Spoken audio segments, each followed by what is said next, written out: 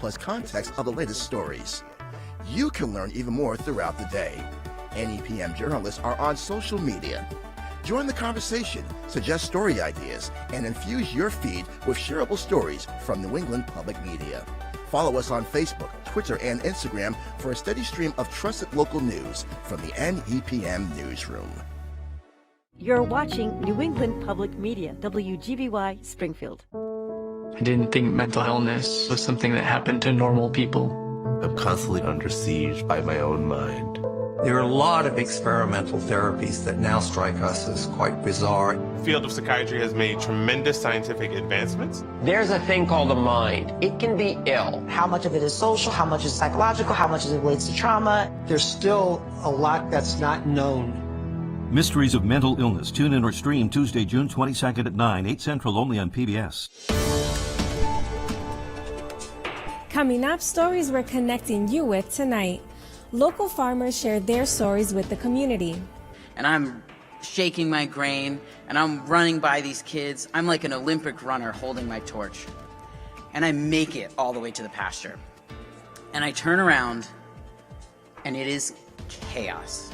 An exhibit that showcases the importance of positive Asian American representation for children. The truth is, as the only Asian in the classroom, I never felt colorless. In fact, I felt like I had this secret. Preserving the memories of those who made the ultimate sacrifice for our country. People don't realize their service, their sacrifice, what they gave, and what they contributed back to the community afterwards. And the impact that the creative arts can have on the incarcerated. The man was holding the piece in his hands and crying. He was crying and saying, "I can't believe I did this." Details on those stories and more up next on Connecting Point. Support for Connecting Point is provided by our contributing viewers.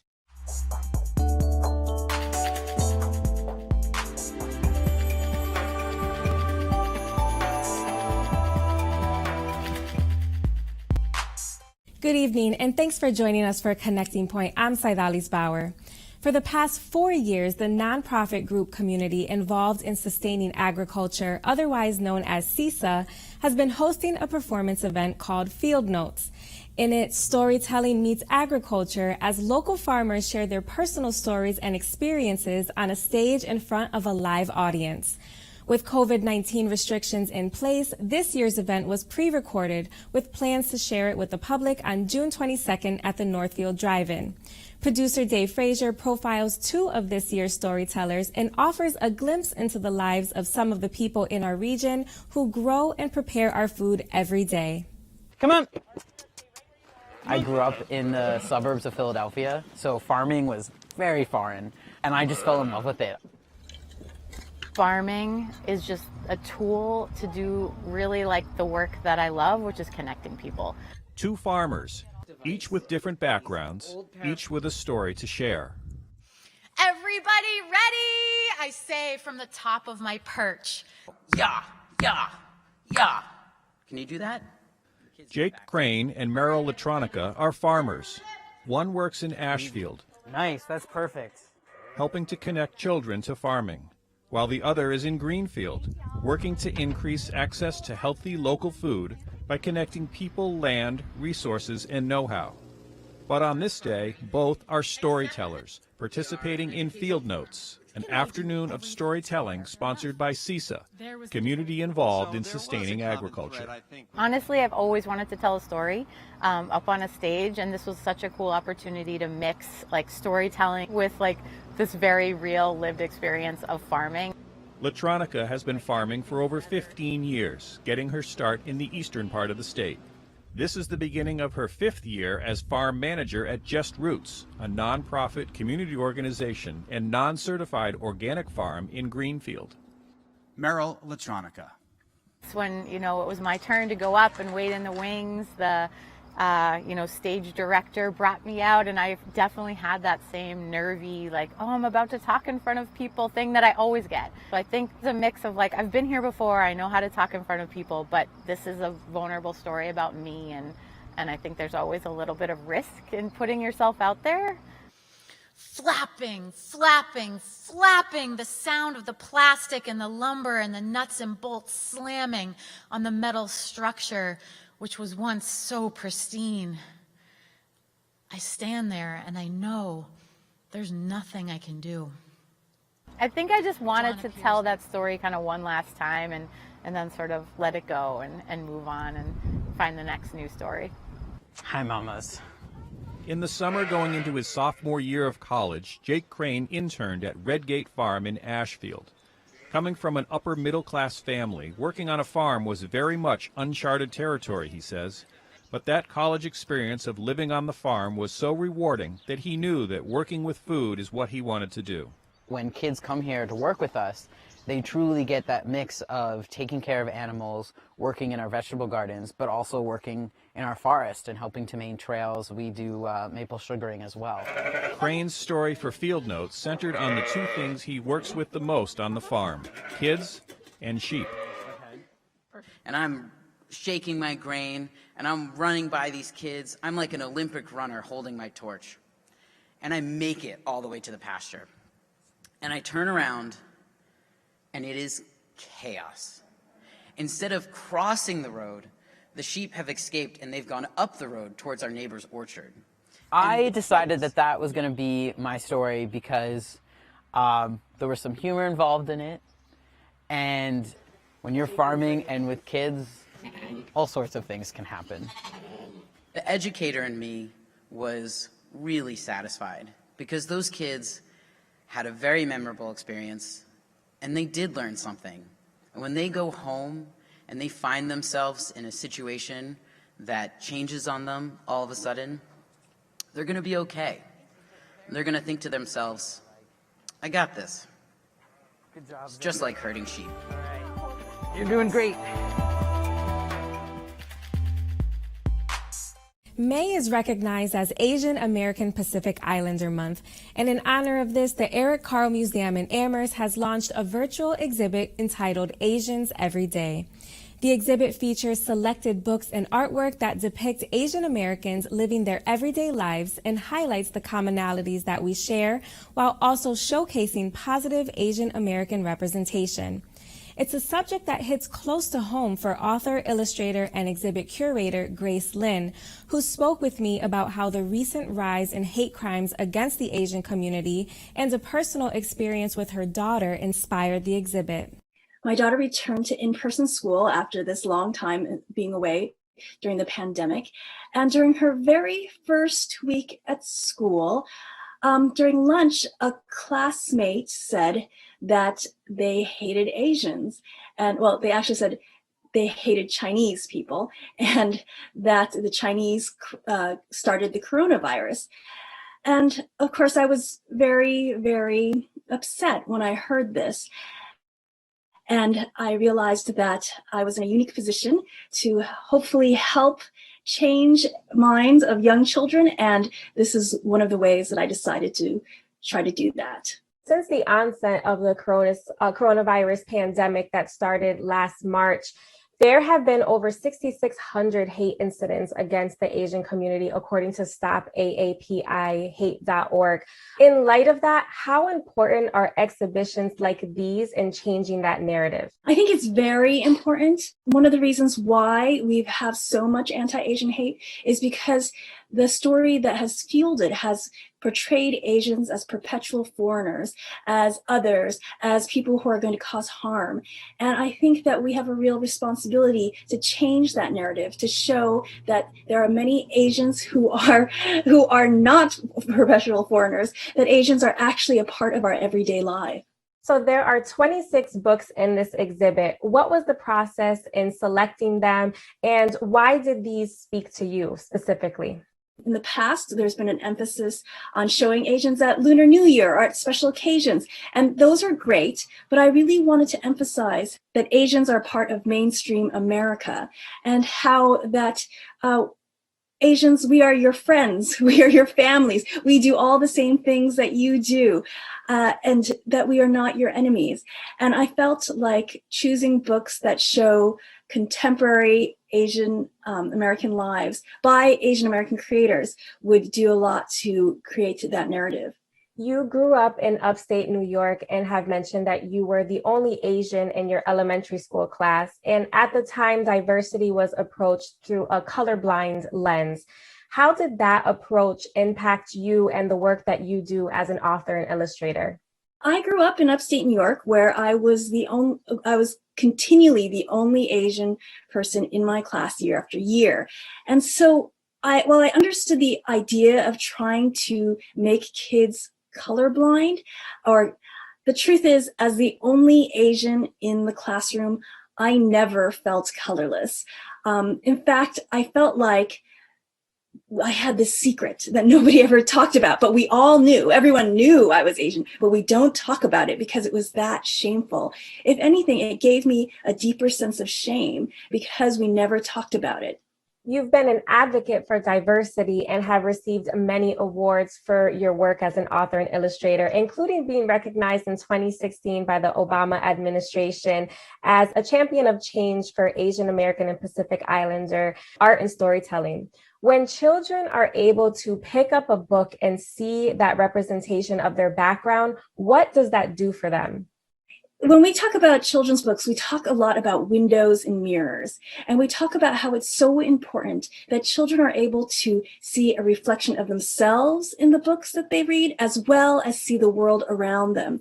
Unfortunately, for many marginalized children, they are almost always just seeing windows. They are always seeing the world outside of them, and they are very rarely seeing a reflection of themselves. And when that happens over and over again, when you never see a character in a book that looks like you, you start feeling invisible or ashamed of who you are. So being able to see yourself in a book, being able to see yourself, someone that looks like you as a hero, that makes you feel like you can be important, you can have agency in your life. So that's why these kind of books are very important. But they're also important for non-Asian kids, because it's very important for them to see the world from another viewpoint. Otherwise, how can we expect people to empathize and care about each other? Exactly. And I think that brings me to my next question, because you said a quote in an interview with the Boston Globe that I think a lot of people from different cultural backgrounds can resonate with.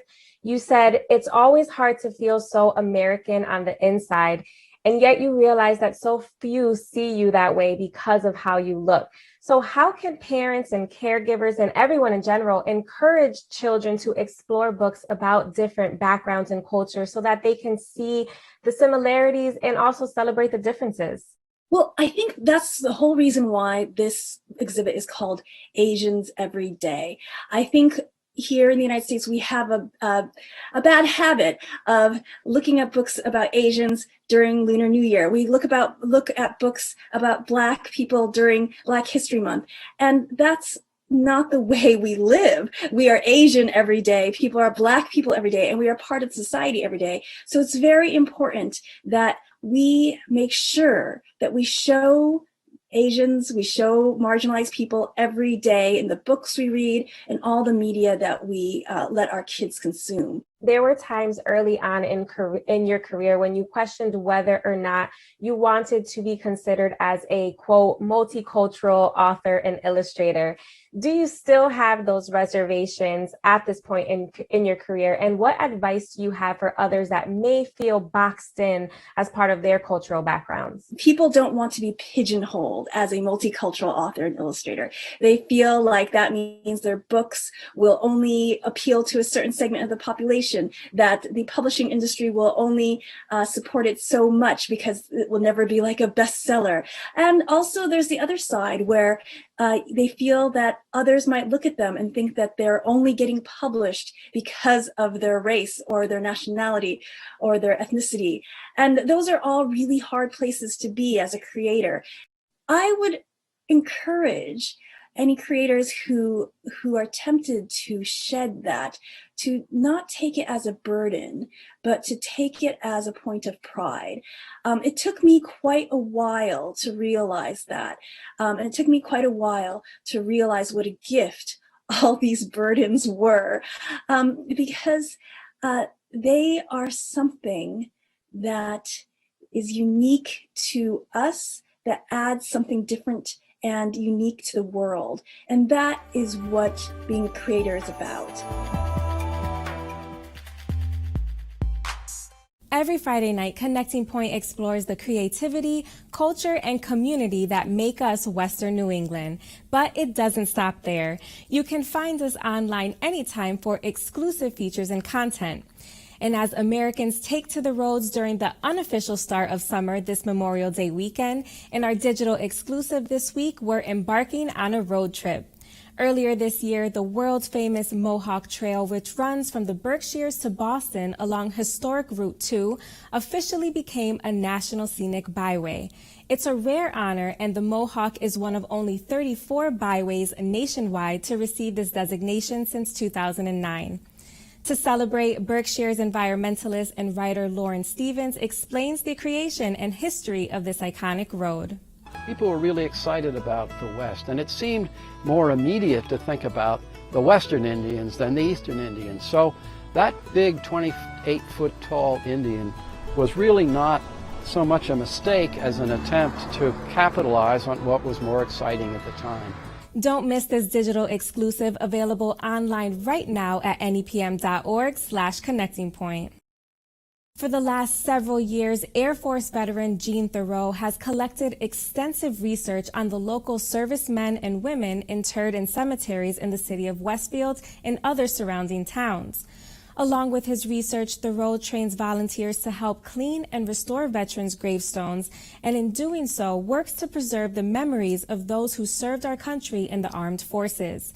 Ahead of this Memorial Day weekend, producer Dave Frazier caught up with him in Southwick to bring us this story. Tucked in the back of the old cemetery in Southwick, Jean Theroux and some volunteers are working to reset a military veteran's grave that has fallen over. Years of neglect has caused many of the headstones in this cemetery and others around the area to crack, topple, or just become unstable. Theroux has taken on the responsibility of repairing them. I believe in the 4 pillars of service of the American Legion, and part of that strong is Americanism, community service, and that's what this is all about in the cemeteries, Americanism and civil service.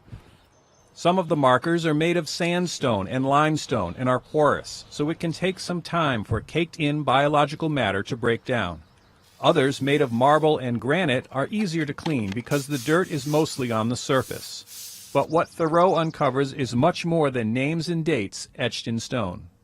Probably people don't realize their service, their sacrifice, what they gave, and what they contributed back to the community afterwards.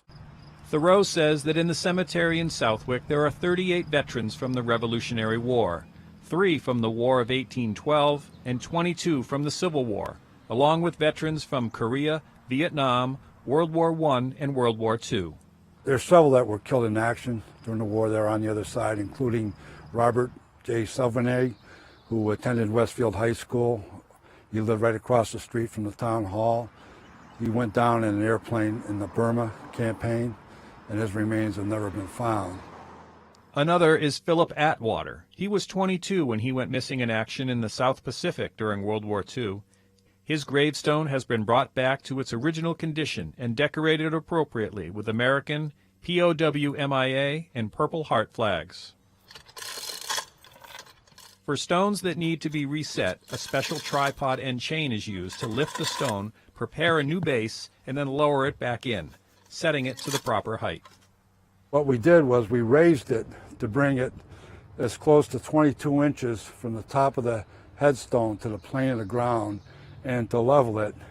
And so when you look at the monument, you can see how much was below the ground.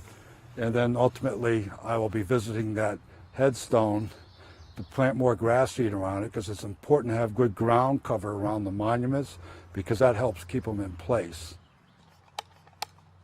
Heidi Johnstone is one of the volunteers working on this day, and she also serves on the Cemetery Commission in Southwick. While doing some ancestry work, she discovered several members of her family were buried there. I found a connection to this cemetery. My grandfather's father and all of his relatives, ancestors before that, are buried here. And this is my 5th great-grandfather right here. His name is Elisha. He was in the Revolutionary War, and this is where he lays. Theroux concentrates his work mostly in Westfield, where there are 9 cemeteries. He recognizes the years of neglect many of these gravestones have suffered, but one by one, with the help of others in the community, he hopes to bring them back to the condition they deserve. I just find it so remarkable about the service and the sacrifice and the call to duty what those folks did. 20 years from now or wherever we might be and we can no longer contribute and participate, we have to make sure that our country is left in good hands and that people know what liberty and freedom and what people sacrifice.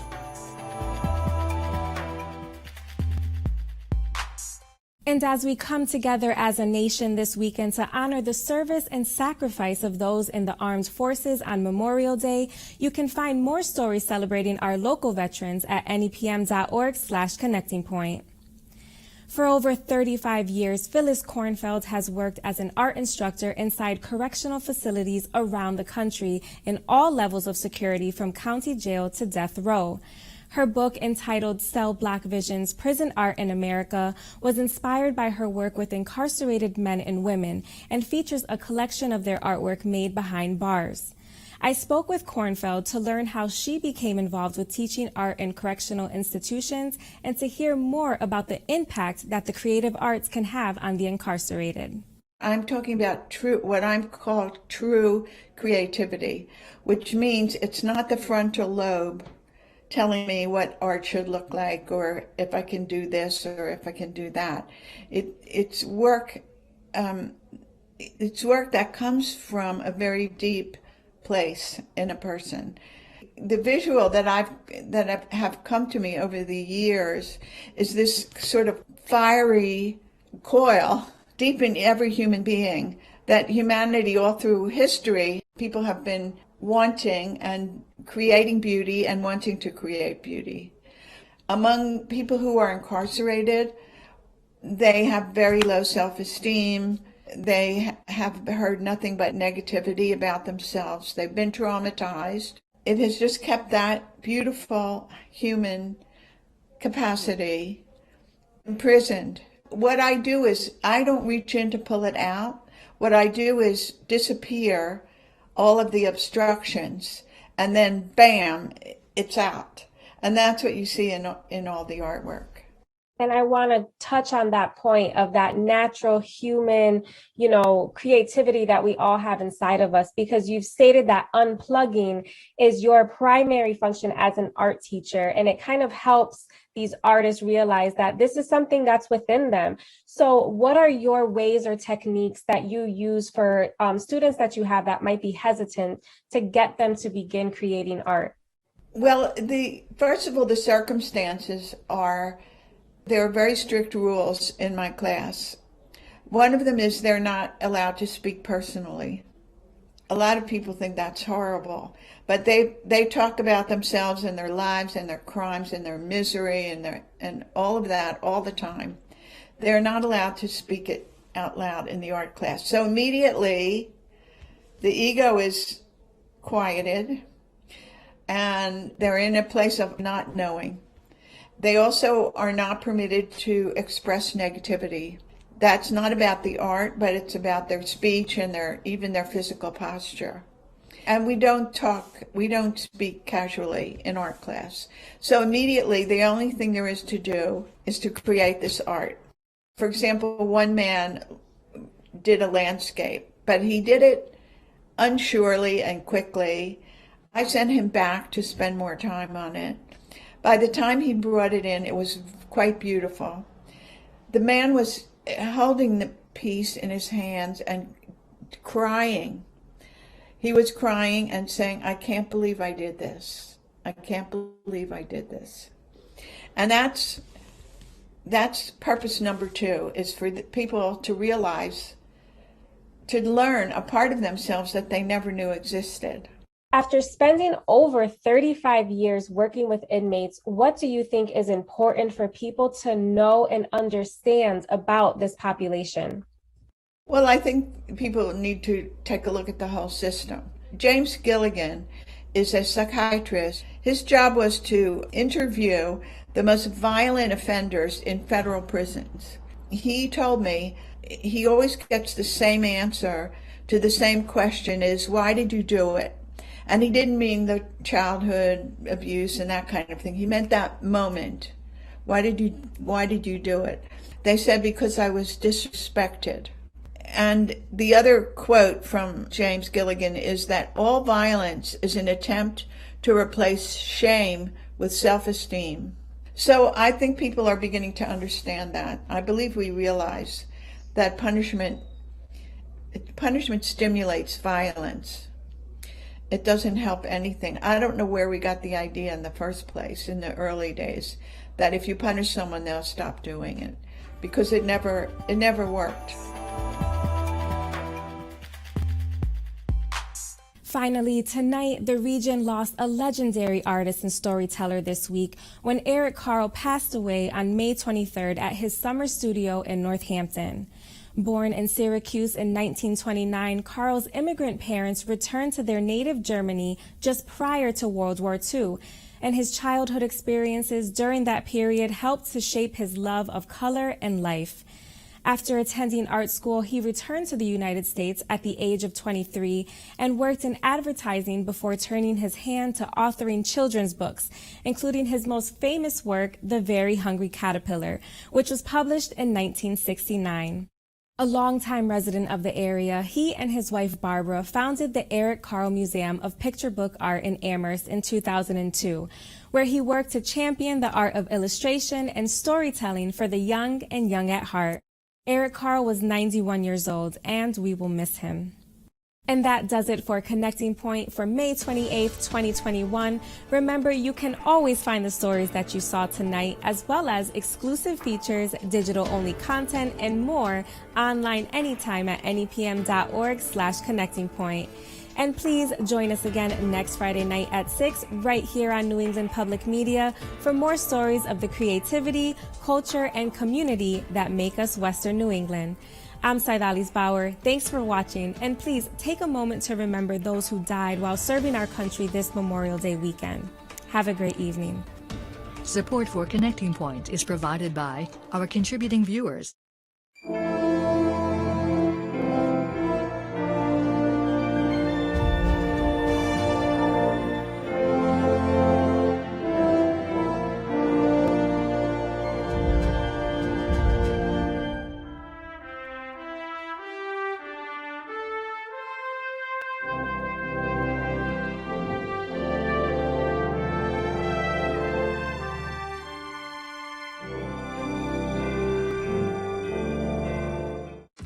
An unruly white mob destroyed part of this city, which was the black community. Tulsa and the state of Oklahoma have never made amends for that. If we